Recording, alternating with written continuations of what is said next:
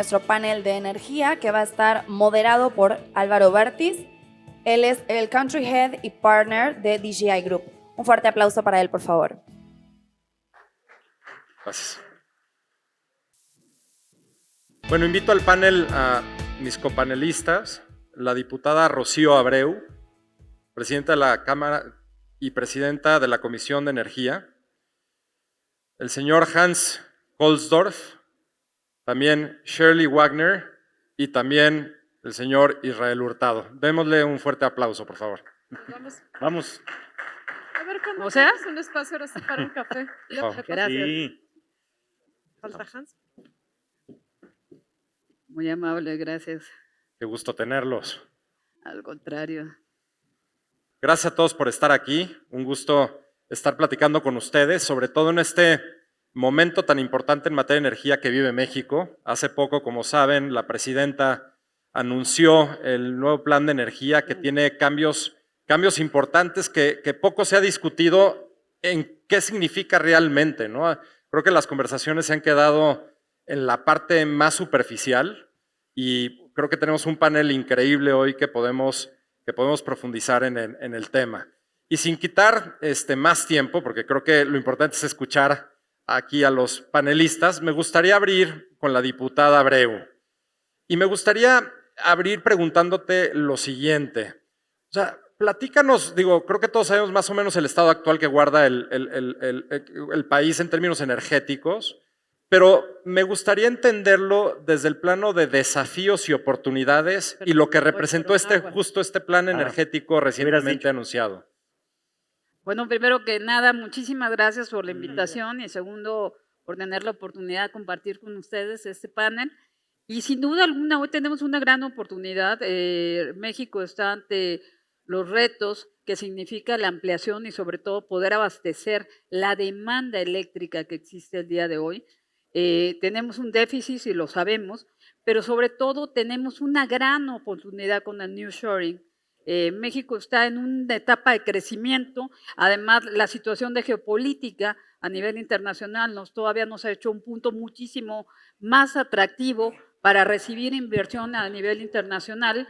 El tema del gas, el conflicto, porque yo diría que es parte del conflicto, el tema del gas en Ucrania y Rusia ha hecho que muchas empresas, sobre todo de Europa, migren a México con el tema del abastecimiento de gas, aunque sea dependamos de la importación del mismo, y también lo que estamos generando con la nueva generación de electricidad en los puntos cercanos, con el nearshoring, como es Puerto Peñasco. Claro. Yo creo que un tema muy importante de hablar es el tema de Puerto Peñasco.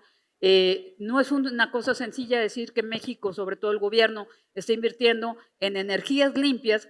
En el caso de Puerto Peñasco sería el tercer planta solar más grande del mundo, nada más superada por la de China, que tiene 3 millones de paneles inteligentes, la de Emiratos Árabes, y México estaríamos teniendo la tercera planta de generación de energías limpias a nivel mundial.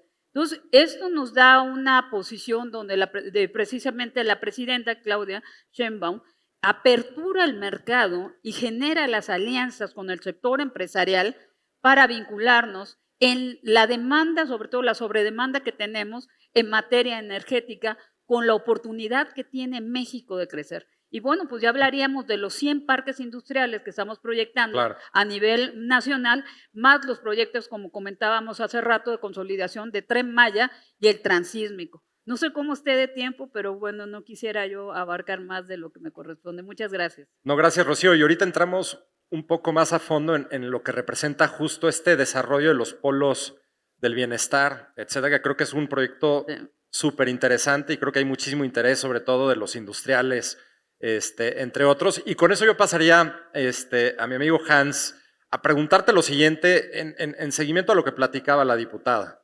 Y es, ¿cuál es esta visión de los industriales, ¿no? En el momento que Claudia anuncia esta apertura, porque es una apertura, y llamémosle como tal, ¿cuál fue la reacción y cómo lo están viendo hacia adelante? Sí, muchísimas gracias. Está relacionada justo con los 100 puntos que presentó la presidenta relacionados con el sector eléctrico. O sea, ¿qué es lo que nos interesa? Y no tanto desde un punto de vista de cuáles son todas las cosas que les gustarían a los generadores, sino qué oportunidades hay para la industria, que es lo importante. Claro. Como en todos los sectores de la economía, el que consume, el que compra, es el relevante. Todo lo que se haga por fuera, pues el gobierno tendrá que subsidiarlo. Entonces es justo de los puntos de Claudia Sheinbaum, de la presidenta, pusimos aumentar las reservas, una gran cantidad de generación que tenemos para poder tener una red estable. Impulso al consumo, cada vez por metro cuadrado, la industria, los hogares, nosotros aquí presentes, consumimos más. Antes había una sola pantalla, ahora estamos presentando adentro y afuera con 5 pantallas, ¿no? Cada vez es más intenso el nearshoring, que deberíamos tener igual en cuenta a las fábricas y a las oportunidades de empresas mexicanas en México. No es solo un enfoque solo para que vengan empresas de otra parte del mundo. La demanda de energía renovable está creciendo. Vimos en el panel anterior que para que esa generación renovable penetre, necesitamos, por un lado, las renovables que son firmes, geotérmica, hidroeléctrica, biomasa, bioenergía, que es otro área de gas, digamos de biogás descuidada, desaprovechada. Necesitamos los sistemas de almacenamiento, pero como ley obligatoria a cumplir por todos los que ponen paneles, ya sea del lado del consumo o de la generación. Tesla arrancó con el famoso Powerball allá en California. Es panel más batería, batería más panel. Van de la mano. Yo creo que un gran área de la industria que no le hemos puesto suficiente cuidado es la eficiencia energética. Y me encanta, y por eso lo resalté también de los puntos energéticos de la presidenta, también el sector industrial, el sector privado, centros comerciales, tienen una gran oportunidad de reducir sus consumos. Uno de los grandes problemas de nuestra red, sin entrar a defender las líneas de transmisión y distribución, es que las empresas no cumplen con el código de red y hacen daño a la red por no cumplir la norma eléctrica. Muchos que instalan paneles no cumplen la normativa, hacen daño a la red. Compensar eso a punta de inversión de CFE, pues se puede pedir, pero no es sensato. Yo creo que como empresarios tenemos que comenzar a mejorar la calidad. Y el que viene a instalarnos un panel al techo, como dice también la nueva propuesta, tiene que llegar a alguien certificado de que sabe lo que está haciendo. Yo entonces, aproveché de estos 100 puntos de la presidenta para resaltar algunos, ahorita profundizamos en otros, para ver el entorno relativamente optimista de las oportunidades que enfrentamos ahorita. Muchas gracias. Gracias, Hans. Shirley, voy contigo. Hablando también del plan energético del nuevo gobierno y de la presidenta, la parte de renovables es una parte no menor, ¿no? México tiene que cumplir, ¿no?, con los compromisos relacionados con huella de carbono, emisiones netas cero, etcétera. O sea, ¿tú qué podrías decirnos en términos de qué acciones estratégicas podría tomar el nuevo gobierno, la nueva administración en torno a la incorporación de estas tecnologías en el plan energético? Claro que sí. ¿Se escucha? Bueno, primero que nada, muy buenos días a todos. Muchas gracias por la invitación. Gracias a mis compañeros panelistas. Un gusto estar con personas realmente técnicas, que realmente saben de los temas de los que estamos hablando el día de hoy, y en especial gracias a ustedes por su interés. Se me hace muy fácil que todo el mundo últimamente comenta que hay que darle mucho impulso a las energías renovables, y yo estoy totalmente de acuerdo. De hecho, yo creo que soy de las primeras personas que les tocaron llevar a cabo los desarrollos de parques eólicos en México. Estoy hablando obviamente hace más de 16 años, entonces conozco el tema. Pero antes que eso, creo que vale la pena hacer una reflexión profunda, y es que todo país tiene que considerar los recursos que tiene. Y un buen ejemplo de eso es Alemania. No obstante la intención y las metas que tenían de migrar completamente a energías renovables, la realidad es que tienen mucho carbón. Y por supuesto el carbón es contaminante. Pero antes que nada hay que tener en cuenta la base para un mix completo. Lo deseable es siempre tener un mix de energía suficiente que te permita llegar al abasto que necesita la demanda de tu población. Yo creo que justamente también ese es el caso de México. Entonces, no se puede hablar en México sin ese contexto y solamente decir que debemos transicionar a energías renovables sin un plan adecuado. Y el tema de planeación se me hace el primer punto en el que debemos enfocarnos, y coincido, justo veníamos hablando de ese tema. México, por ejemplo, tenemos gas, pero también somos dependientes de gas de Estados Unidos. Y justamente por toda la reconfiguración geopolítica que se ha dado en el mundo, justamente la dependencia que tiene Europa del gas ruso, por ejemplo, y todo lo que está pasando, las consecuencias de eso con México, pero también por la dependencia que nosotros tenemos de Estados Unidos, es que tenemos que seguir pensando en diversificar nuestro mix de energía. El gobierno actual, bueno, ya empezó desde el gobierno anterior, casi a finales del gobierno, a la construcción de varios ciclos combinados. Esto van a tardar un tiempo en entrar en operación, pero son la carga base que necesitamos. No podemos depender, por ejemplo, de energía hidroeléctrica, por más que la quisiéramos fomentar, porque también el recurso hídrico ha bajado en México. Entonces, usarla como carga base es un error. Pero ya enfocándonos ahora sí puntualmente, tomando en consideración todo eso, ¿cómo sí se pueden incentivar las energías renovables en México? Primero, es un tema de regulación y de planeación, y eso sí lo estamos viendo claro en este gobierno, no solamente por la gran demanda que está viniendo a nuestro país de inversión extranjera, por supuesto, sino la propia demanda que ya tenemos en el país y para el consumo local y la industria local. Para permitir que todo esto pueda crecer adecuadamente, por supuesto, tenemos que dar las condiciones. Efectivamente, una de las mejores maneras de que avance la electromovilidad, que también es de los temas en los que voy a hablar después, es que vaya aparejado de soluciones también de generación. No podemos pensar, por ejemplo, nada más en vender más autos si no traen aparejada una solución de generación. Y con el tema de renovables pasa algo parecido. Se necesita de planeación adecuada, se necesita no solamente de cumplimiento a la regulación existente como el código de red, sino también se necesita de una cooperación público-privada. Y esto es fundamental porque en ningún país del mundo, ni siquiera EDF, tiene absolutamente ni todos los recursos ni toda la tecnología para poder presentar ese tipo de recursos. Entonces, aquí el financiamiento es otro de los puntos vitales, y teniendo estas bases y sobre todo la claridad que sí tiene este gobierno en temas de planeación, que es de los temas que por supuesto ha incentivado la doctora Sheinbaum, entonces ya podemos pensar en hablar de un escenario suficiente necesario para incentivar las energías renovables. Gracias, Shirley. No, y comentas un tema muy importante que platicaremos más, pero este es otro de los temas que no se han abarcado de manera, yo creo que completa, y es la apertura que este nuevo plan energético está trayendo, incluyendo la bienvenida otra vez a tener el sector privado y el sector público trabajando de manera conjunta, cosa que no habíamos visto en el último sexenio, ¿no? Esto marca, creo que, un cambio importante. Israel, voy contigo. ¿Qué tecnologías emergentes tienen o crees que tienen el mayor potencial para transformar el sector energético mexicano? Sí, cómo no, muchas gracias y qué gusto estar aquí en este panel y la invitación. Bueno, desde luego el hidrógeno limpio, yo creo que es uno de los, digamos, cambiadores de juego, es uno de los factores que pueden modificar nuestra matriz energética. El hidrógeno, para los que no están tan familiarizados, es un vector energético, almacena energía y también es una materia prima que se utiliza en diferentes industrias. Y lo que se está buscando es justamente utilizar hidrógeno verde, como se le conoce también, para mover vehículos. Ya existen vehículos que funcionan con hidrógeno, vehículos eléctricos, de hecho, porque los vehículos a hidrógeno también echan a andar un motor eléctrico. Y ya se están haciendo pruebas con barcos y aviones. También se puede utilizar para generar electricidad. La Comisión Federal de Electricidad tiene un proyecto importante de generación de electricidad mezclando gas natural con hidrógeno.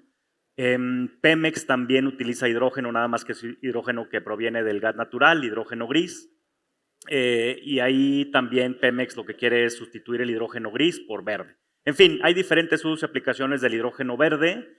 Y justamente el hidrógeno puede ser de las tecnologías ya emergentes y que ya existen, digamos, pues ya se venden vehículos a hidrógeno, en México todavía no, pero ya se venden estos vehículos y hay pruebas con barcos y aviones también. Puede ser una de las tecnologías que pueda contribuir más eficientemente al combate al cambio climático. Y esto finalmente es transición energética. Yo creo que el poder sustituir combustibles fósiles altamente contaminantes como combustóleo, carbón, diésel, gasolina, pues es justamente transición energética y combate al cambio climático.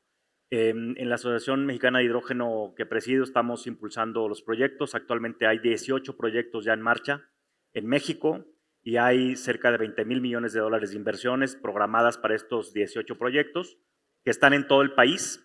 Y entonces, pues estamos muy contentos porque hay estos proyectos en todo el país para diferentes usos y aplicaciones. Y justamente, nuevamente, este es una de las tecnologías que consideramos que puede ser un factor importante. Otro es también, por ejemplo, desde luego, pues, bueno, la energía renovable, la energía solar, el almacenamiento, que también ahí nos falta un poco más impulsar el almacenamiento de energía y nos falta también impulsar más la generación distribuida o la instalación de paneles en techos, digamos. Pero estas, en términos generales, ¿cuáles considero yo las tecnologías emergentes? Algunas ya más consolidadas que pueden tener un buen impacto en México. Gracias, Israel. Rocío, diputada, regreso contigo. Gracias. Creo que mucho hemos hablado de la parte ejecutiva, ¿no? Ujú. Hemos platicado sobre el plan, hemos platicado también sobre energías tradicionales o no renovables, ahora también de las energías renovables. Tú que estás en el legislativo, ¿cuáles son los retos principales que estás viendo en dos sentidos? Uno, en términos de traer a ley lo que se está proponiendo, y por otro lado, esta conciliación entre energías tradicionales, que hay que decirlos, también se requieren, Sí. ¿no? Y hay una transición con las energías renovables de las que estamos hablando. ¿Cómo estás viendo este reto? Bueno, qué bueno que haces esa pregunta. Fíjate que yo acabo de regresar de la COP y parte de lo que platicábamos del tratado, ahora sí que de la alianza a nivel internacional y el compromiso de los países, es precisamente lograr las metas, que desgraciadamente no las vamos a lograr en tiempo. Yo creo y quiero comentar que el papel de México, no solo a nivel mundial, sino también a nivel interno, tiene que ver sobre esta transición que bien la señalaste, que no puede ser un salto de hoy a mañana para la transformación. Y todos los que están aquí conocen la materia. Tiene que ver una transición que tiene que ver en tiempo, porque construir nueva infraestructura lleva tiempo, no se crea de así, mañana tenemos listos los parques solares, ¿no? Claro. O las reformas en materia de ello. Y también tiene que ver tiempo y dinero. México ha hecho un gran esfuerzo de quemar combustóleo a plantas de ciclo combinado, que ha sido una gran inversión en el sexenio pasado. Y ahorita lo que estamos también tenemos un fondo para modernizar 16 hidroeléctricas con fondos franceses, precisa para el tema de turbinas y todo el tema de generación de electricidad. Algo muy importante que señalas es el manejo del agua, que además tenemos que hacer cuestiones combinadas para poder tener reflujo del agua y todo ello, pero sí tenemos que ser muy claros que esa transición va en una forma ordenada, que significa tiempo y significa dinero. México es un gran aliado en el tema de generación y tenemos que hablar sobre las reglas de bonos verdes, de ¿cómo se llama? Lo que hoy se aprobó en la COP de generación, porque precisamente los bonos de carbono es algo que ha existido durante mucho tiempo, pero realmente estaba en una forma no digamos, establecida dentro de las grandes bolsas de los países como es la COP. Hoy en día, parte de lo que se logró en la COP fue precisamente dejar establecido ya qué vamos a hacer con el tema de los bonos verdes. Pero lo más importante es que también en este sentido, México tiene una gran oportunidad y con la apertura que tiene la doctora Claudia Sheinbaum, que además es su especialidad, y no solo su especialidad, sino es su pasión. Entrar en el tema de la responsabilidad de la migración en energías limpias, ¿no? Uno de los programas maestros ha sido la central de abasto, que es un prototipo, y hay que decirlo, de una central de abasto que significa cuántos miles de actividades económicas en la Ciudad de México y es un prototipo que se logró precisamente con paneles solares. Tenemos una gran acción por parte de las diferentes, digamos, compañías del Estado, como tanto Petróleos Mexicanos como Comisión Federal de Electricidad, de poder ir transitando en ello. Pero seamos honestos, México es un país inmenso en el tema de inversión. Entonces tenemos que ir a pasos acelerados y parte de lo que señalabas hoy es la gran oportunidad de entrar en este mercado de socios comerciales con el sector privado. Yo quisiera decir que hoy en día tenemos grandes oportunidades para el sector privado dentro de las reglas que está estableciendo la doctora Sheinbaum para poder generar electricidad y proyectos en este tipo. México sigue siendo un gran aliado en los polos financieros de la inversión no solo de la industria que viene a México, sino como bien lo señalaba, de la industria ya estando en México. Y hay que señalar, hay industria que está obligada por las leyes económicas de generar con energías limpias un porcentaje, que es precisamente las acereras, las más grandes, que son las vidrieras, que son las cementeras, que tenemos que tener un porcentaje de producción con todo lo que consumimos en energía, con energías limpias, porque eso nos obliga con los otros países. Entonces, realmente el tema de los ajustes en materia de ley, yo te podría decir que es algo muy, muy sencillo, lo podría resumir, es fortalecer a Comisión Federal de Electricidad, fortalecer a Petróleos Mexicanos, tener reglas claras en el tema de inversión. Y lo más importante, México, dentro de su normativa, es el país, o sea, digamos, garante dentro de la norma de los activos y dar certeza a la inversión privada en ese sentido. De acuerdo, gracias, diputada.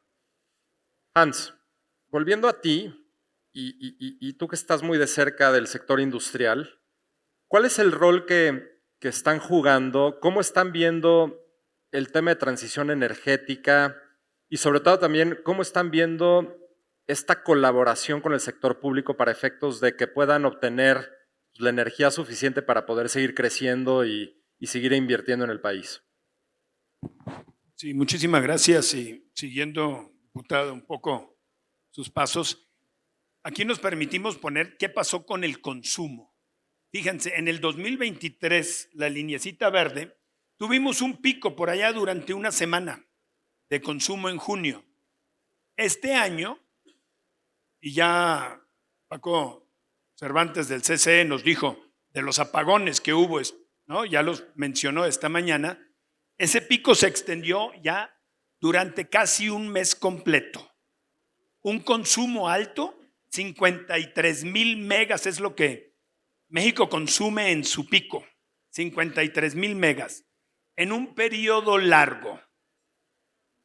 El no tener esa energía disponible llevó a apagones, pero también está llevando a frenar el gran proyecto de los 100 parques industriales. Entonces, como industriales que queremos crecer, necesitamos atacar ese punto, porque lo tenemos que ver en conjunto todos los que estamos activos en el mercado eléctrico nacional.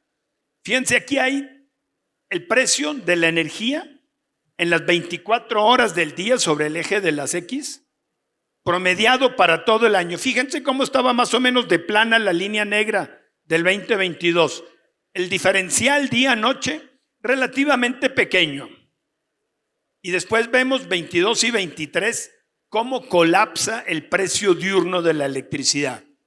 La implementación de proyectos solares a pequeña escala y a gran escala en forma, digamos, no correctamente reglamentada, ha hecho que los precios caigan. O sea, la misma generación solar ha tumbado su propio mercado porque desde el inicio no hubo una regla clara de que hay que poner almacenamiento y miren lo que pasa con el precio de la noche.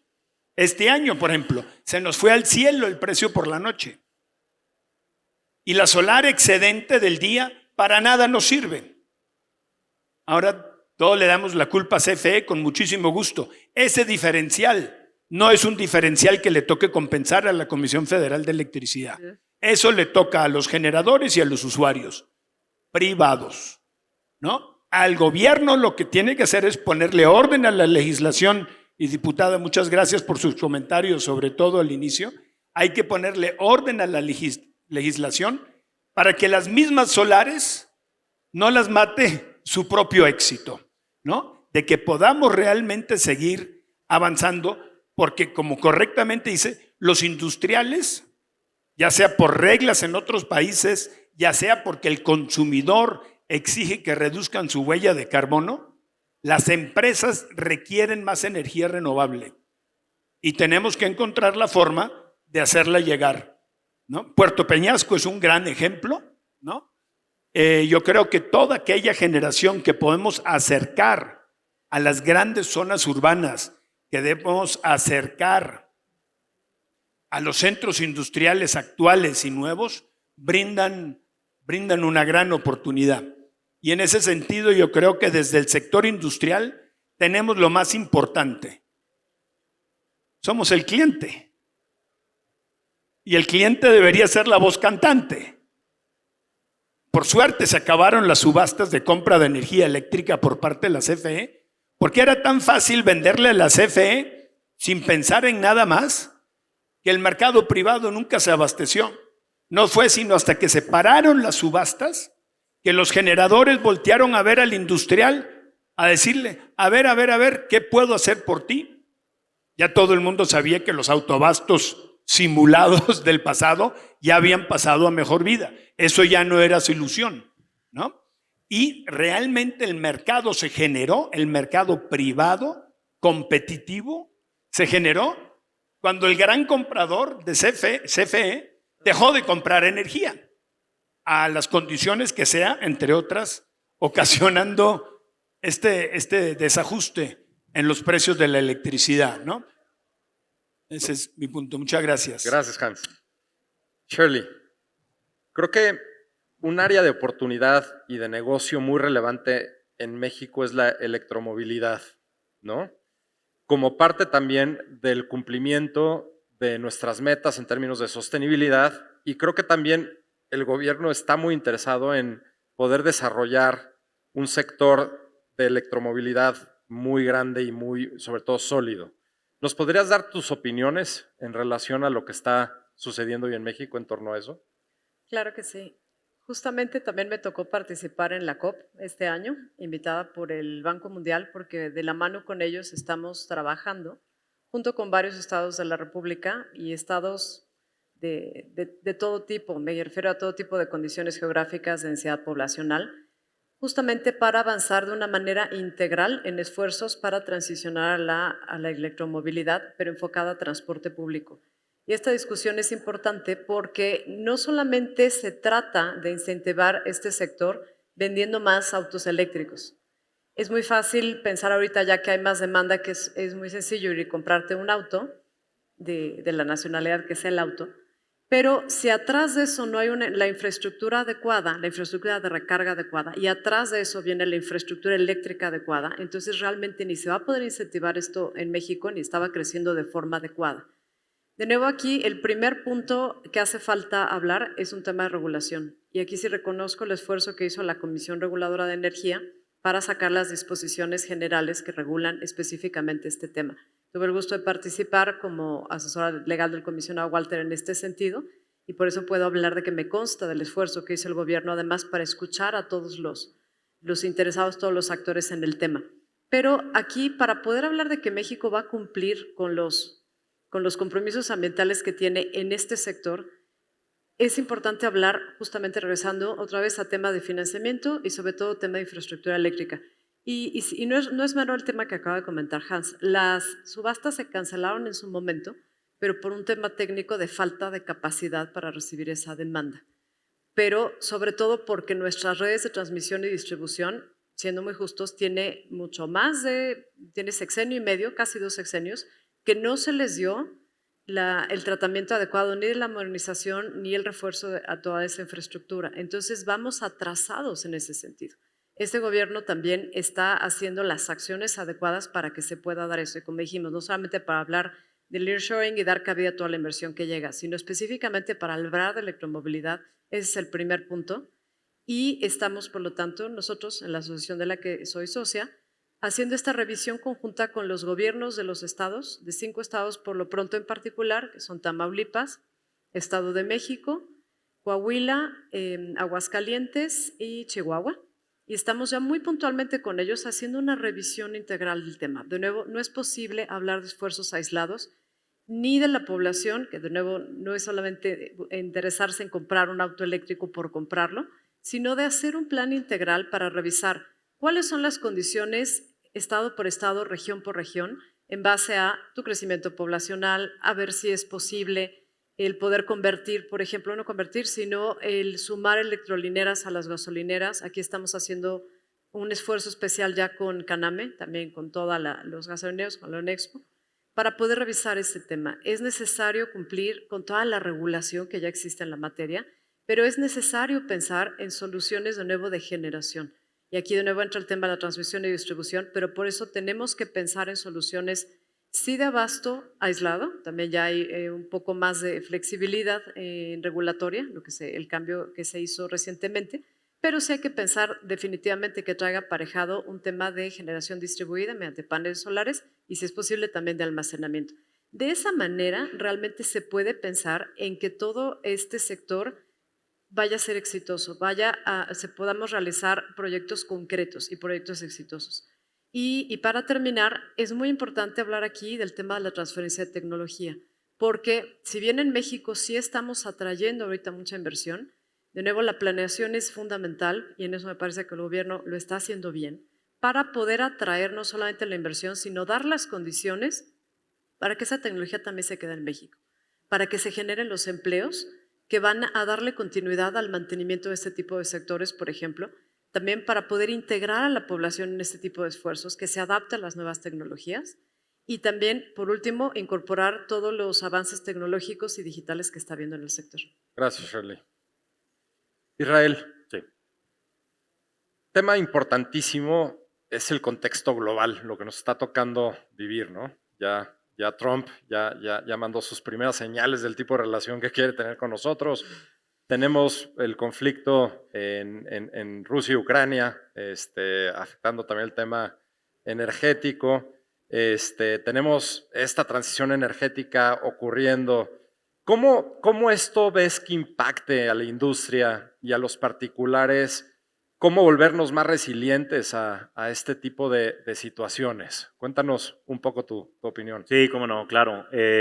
Pues sí, México está compitiendo con todo el mundo, literal, por, pues por producir productos, bienes, servicios al costo más atractivo.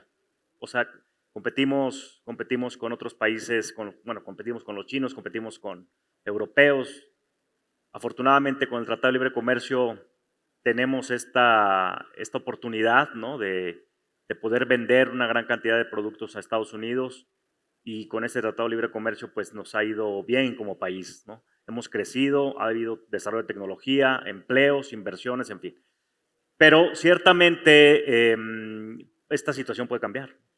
Puede cambiar ahora con la llegada de Trump, que ya lo mencionó, que va a imponer o que, que busca imponer aranceles si no cumplimos con ciertas de sus exigencias, ¿no? Y también tenemos que, como país, avanzar más hacia, por ejemplo, con el famoso nearshoring, cuando vienen las empresas siempre dicen, necesito varias cosas, ¿no? Necesito energía y luego, pero aparte necesito que esa energía sea limpia. O sea, es como, no nada más es que sea energía, sino que sea energía limpia. Aparte te dicen que haya agua y en fin, una serie de cosas, ¿no? Pero principalmente te dicen, necesito energía. Porque pues necesito energía y si se puede, pues también gas, ¿no? Gas natural. Entonces, necesitamos avanzar más en la generación de energía limpia. Creo que eso es muy importante para poder satisfacer este tema de las empresas a nivel global que vienen a instalarse en México. Necesitamos producir más gas natural. México importa el gas natural que consume, en su mayoría, lo importamos. el 70% de la electricidad que se genera en México es con gas natural. Fíjense nada más, el 70% casi. O sea, es decir, es mucha, básicamente un gran porcentaje de la matriz, ¿no? Y después tenemos las grandes hidroeléctricas, desde luego, y otras plantas por ahí, y muy poquito generación renovable. Entonces, creo que esto tenemos que modificar nuestra matriz de generación para poder ser competitivos, bajo el TLC, o el Tratado de Libre Comercio, y para poder ser competitivos, bueno, ahora TEMEX, y ser competitivos a nivel mundial, ¿no? En el tema de hidrógeno, por ejemplo, pues otros países también van avanzando y México puede ser un país que pueda ser líder en la producción y consumo y exportación de hidrógeno limpio. Así está por todo el mundo y los diferentes organismos internacionales mencionan, México puede ser uno de los 5 países más importantes en la producción de hidrógeno limpio. Y Estados Unidos necesita ese hidrógeno limpio para descarbonizar sus operaciones o sus actividades. Entonces, pues creo que ahí hay una gran área de oportunidad, debemos de avanzar en eso. Entiendo que los planes de hidrocarburos y de electricidad contemplan, porque así lo han mencionado, contemplan las energías renovables y contemplan avanzar hacia la energía limpia.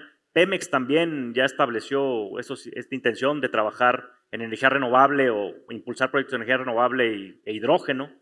CFE también, pero pues bueno, nos falta llevarlo a hacerlo, materializarlo, ¿no? Claro, no es tan fácil, hace rato lo mencionábamos, algunos de los temas financieros de Pemex y de CFE, pero bueno, lo importante es que esté sobre la mesa y que avancemos en ese sentido. Gracias, Israel. Al contrario. Siguiendo tu punto, Israel, sobre Pemex y CFE, y voy contigo, Rocío, es cómo encontrar ese balance entre fortalecer estas empresas, CFE y Pemex por un lado, pero por otro lado también entender la demanda energética y permitir justo la entrada del sector privado para poder satisfacer esa demanda que tanto está en boga. Bueno, lo más importante es que dentro del Plan Nacional, en materia energética, ha sido muy clara la presidenta en señalar que tenemos que ser aliados en ello, ¿no? Como bien lo señalan, ha habido todas las directrices y ha sido muy claro en la apertura para los sectores como generación de electricidad, distribución de electricidad, y en petróleos mexicanos, pues sin duda alguna, el tema del sector privado juega un papel fundamental. Algo que platicábamos hace rato y les decía yo que tenemos que hacer las adecuaciones pertinentes porque hoy en día la mayor cantidad de reservas que encontramos en Pemex, de las 3 reservas, precisamente están en gas, ya no están en crudo. Están en gas y además no solo eso, sino el crudo que nos queda hoy es el que está en aguas someras, ya no está en aguas someras, sino está en profundas y ultraprofundas, que es precisamente el petróleo caro, que es lo que nos hizo hacer la reforma en su momento y que hoy en día pues hemos invertido también en el tema de refinerías y también voy al mismo punto. Nosotros importábamos todos los derivados del petróleo, solo tenemos 6 plantas para refinar y realmente lo que ha hecho México es, ante una situación que tiene mucho que ver en lo que tú dices, ante la situación económica, tu volumen de consumo y las condiciones del país, tú tienes que ir haciendo las adecuaciones pertinentes, primero que nada en el consumo, en la necesidad inmediata y segundo, en la proyección, en los gastos que tienes que ir para ir migrando de un punto a otro. Eso es lo que hemos estado haciendo con Comisión Federal y con Petróleos Mexicanos. Y un tema muy importante también que lo estamos dejando fuera es Senagas. Es la necesidad o la oportunidad de inversión que hay hoy en día en la generación de ductos para llevar gas a los estados y a los proyectos de mayor producción. Yo creo que tendríamos que replantearnos por parte de Petróleos Mexicanos qué vamos a hacer en la materia de gas, porque México es un país rico en gas, pero precisamente nosotros, les platicaba yo hace ratos, por el tema de impuestos, precisamente no resulta atractivo invertir dinero en la generación y endulzar el gas que lo que se está invirtiendo en la generación de crudo. Pero al final de cuentas, les platicaba yo que he platicado con el secretario de Hacienda y la gobernadora de Banco de México y les decía que no lo podemos ver si yo invierto en sacar un barril de petróleo, refinarlo, sino tengo que ver que el gas, mi porcentaje es mucho menor, Pero si yo ese gas barato lo invierto en la iniciativa privada, en la generación de electricidad, lo que haría es desplomar el precio digamos, de indirectos o directos en la producción de un producto y seríamos muchísimo más competitivos como mercados como China, que es contra quienes realmente es el gigante de producción en costos a nivel mundial, y México tendría una gran oportunidad de recaudar mayores ingresos precisamente porque nuestro producto se abarataría y podríamos tener, digamos, mayor generación de ingresos en México, no simplemente por esta directriz que tendríamos, ¿no? Entonces,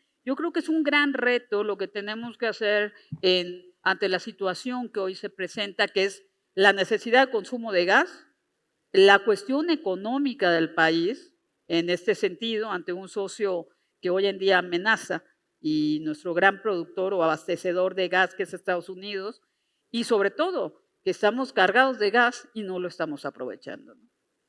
Gracias, Rocío. Ya estamos cortos de tiempo y me gustaría hacerles una pregunta a los tres, Hans, Israel, Shirley.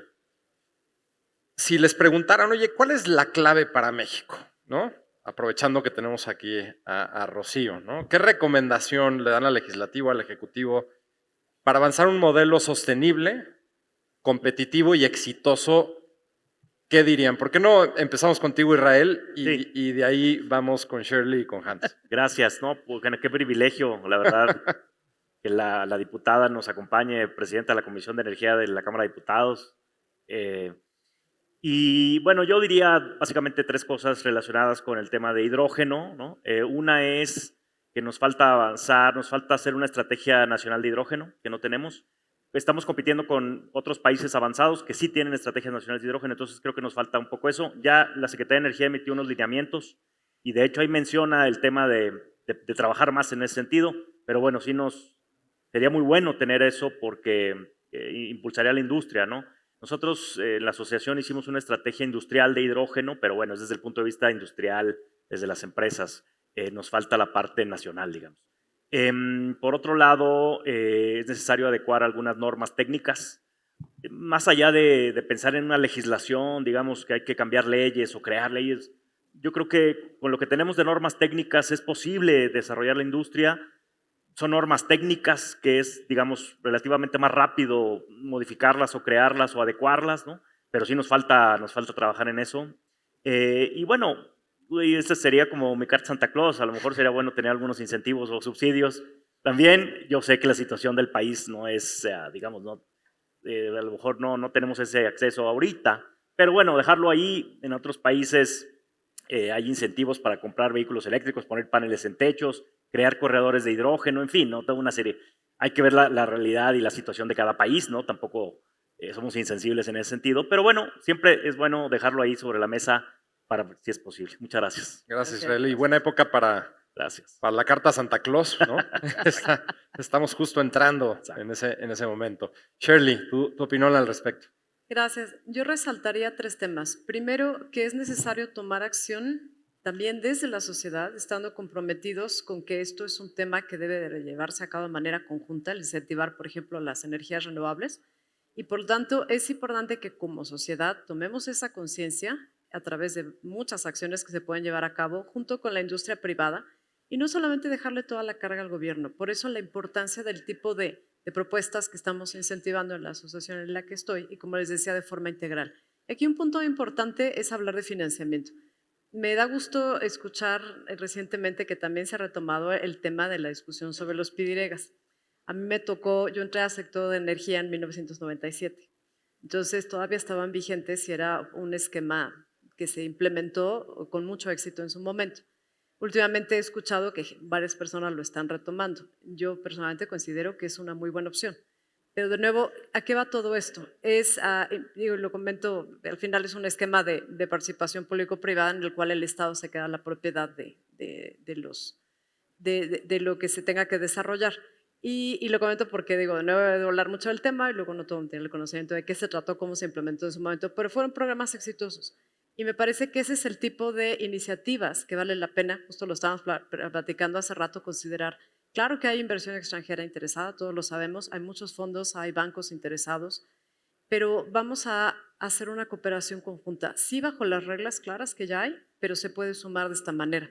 Y por último, comentaría la necesidad de también seguir incentivando la generación de energías renovables, pero también incorporando la tecnología que hay, por ejemplo, a través de los vehículos eléctricos, donde un mismo vehículo eléctrico puede funcionar como sistema de almacenamiento en la red, porque puede cargar energía en la noche, y aquí va a ser muy importante la participación de CFE para, por ejemplo, fomentar tarifas horarias que justamente incentiven que esa recarga en la noche no sea tan cara, justamente en las horas no pico, que es de las 12 a las 5, y que en el momento donde sí está mucho más caro la tarifa eléctrica por la generación, entonces se puedan reinyectar en los vehículos que no tienen un consumo, un incentivo todo el día, ¿no?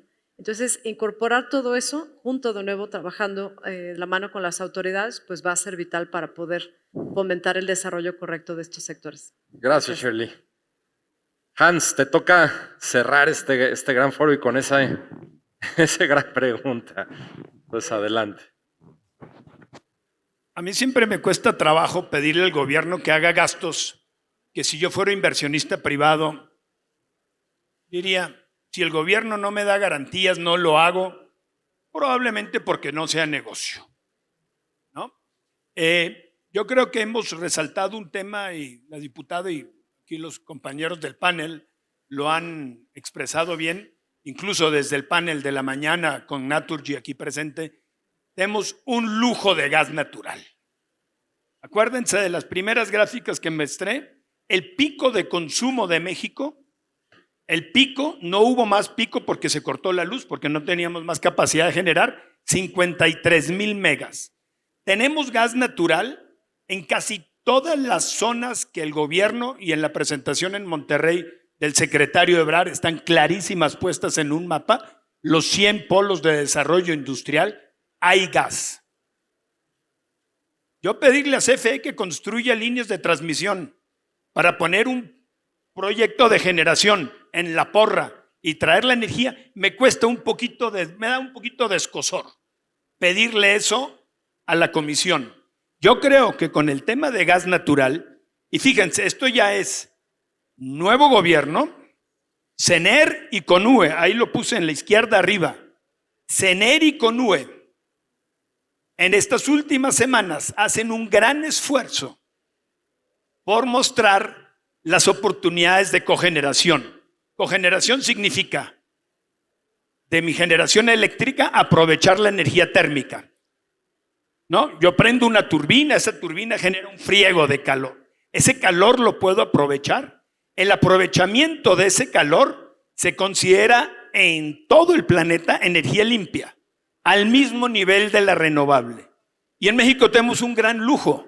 Nuestros grandes consumidores, vidrio, cemento, acero, a sorpresa, la energía térmica juega un papel importantísimo. La cerámica, los hornos, el maíz para hacer las tortillas, todo pasa por un horno. Y la otra, los berries tan lindos que estamos exportando, ya rebasamos a Chile en berries. ¿Qué necesita? Cadenas de fríos, cadenas de congelados. Y nosotros, muy bien, tenemos el gas. Ahora, ¿qué publicó CENER y CONUE? Que yo creo que hay que darles mucho más peso a la nueva gente que ha llegado a esas funciones. Solamente dando un seguimiento al requerimiento puramente eléctrico en sitio por las restricciones de abasto aislado, tenemos un potencial de 7,000 megas. Nadie le va a pedir dinero al gobierno para poder echar eso a andar. Nadie le va a pedir financiación. Esto es privado dentro de una fábrica. 7,000 de 53,000. Pero los amigos de la CENER, teniendo en cuenta también lo que pasó en mayo y junio. En mayo y junio el tema de no entregar excedentes a la red. ¿Qué pasó? CFE, CENACE y CRE, incluso con cartas oficiales a los generadores que tienen cogeneración, les pidió entregar excedentes a la red. Por favor, en una carta formal, entreguen excedentes a la red. El problema de Tlalnepantla, del Salto en Guadalajara, de Apodaca en Monterrey, no se arregla con líneas de transmisión. Se arregla aprovechando la cogeneración que hay. ¿Dónde? En Tlalnepantla. CFE agradeció de un generador con el que nosotros trabajamos, muy conocido por cierto, de que hubiera entregado 5 megas más en Tlalnepantla, sin reforzar redes, sin nuevas líneas, sin pedir derechos de paso a un poco de comunidades que no quieren tener esa línea horrorosa en su vecindario. Y eso es sin aprovechamiento térmico. Pasa la otra casillita, aprovechando el máximo de generación, generando la energía térmica que se requiere. El potencial de nuevos proyectos de generación, de cogeneración en México son 18,000 megas. Y esto viene de nuestra CENER actual, de nuestra CONUE actual, de nuestra CRE actual. Entonces, centros de datos. El consumo energético de un centro de datos es 50% de su electricidad, pues para que funcione el servidor. Y 50% para poner unos chillers para que no se calienten. Energía térmica al 50%. Perfecto para cogeneración. Es más, el gas ya está. Es un tema relativamente sencillo dentro de la normativa nueva que tenemos de abasto aislado. Ver, primero, por un lado, autorizar los 7,000 que están del costadito izquierdo. Y segundo, repensar si cuando en mayo nos hizo falta tanta energía que el mismo gobierno le solicitó a los privados, por favor, entrega excedentes a la red, si eso realmente lo queremos seguir prohibiendo. Entonces yo creo que una de las grandes oportunidades de corto plazo, sin recargar al erario público y llevando la energía a los sitios donde se consumen, no poner energía en la Patagonia y después traerla, ponerla donde se requiere. Ya, ahora sí termino en un minuto. Oportunidades regulatorias, eso que ya hicimos en mayo y junio, todavía con el gobierno anterior, que ahora está fomentando el gobierno actual, permitamos la inyección de excedentes y fomentemos el abasto aislado como oportunidad de aprovechar el gas natural barato y competitivo que tenemos. Tenemos este porcentaje del 46-54, disculpen, privado-público, que se refiere a los proyectos que están en la red, no a lo que pasa atrás de la red.